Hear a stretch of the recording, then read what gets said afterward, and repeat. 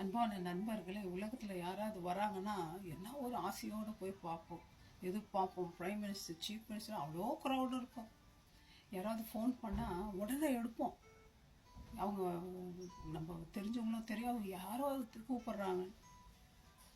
ஆனால் இயேசுநாதர் கூப்பிட்டா, இயேசுநாதர் வந்தால் போய் பார்க்க ஆள் இல்லை.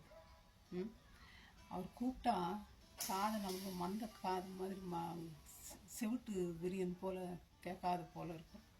அதான் இயேசுநாதர் சொல்கிறார் ஐசையா 50, நான் வந்த போது ஒருவனும் இல்லாமற் போனது என்ன, நான் கூப்பிட்ட போது மறுவுத்திற்கு கொடுக்க ஒருவனும் இல்லாமற் போனது என்ன, மீட்கக்கூடாத படிக்கு என்னுடைய கரம் ஒன்று குறுகி போயில்லப்பா, விடுவிக்காத படிக்கு என்கிட்ட பலன் ஒன்றும் இல்லாமல் இல்லைப்பா, என் கண்டிதத்தினாலே கடலை வற்ற பண்ணினன்றார்.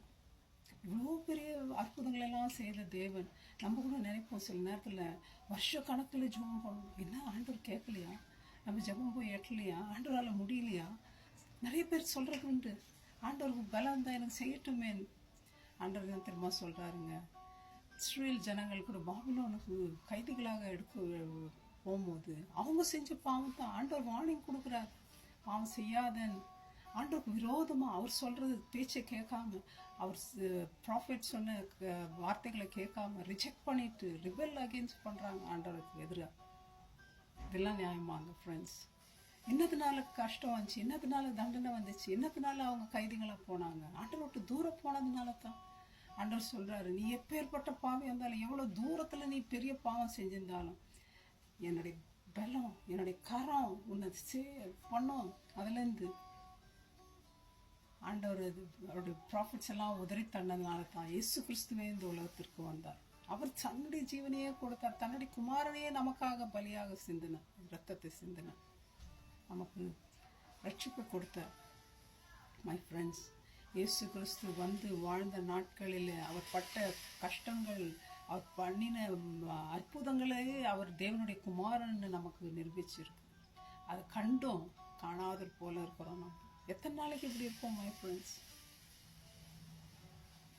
ஆண்டவரத்துல போகும், அவர் கூப்பிடுறாரு, கூப்பிடும்போது ஏன் நம்ம அவர் காலை நம்ம ரிஜெக்ட் பண்ணணும், மிஸ்கால் ஆக்கணும்?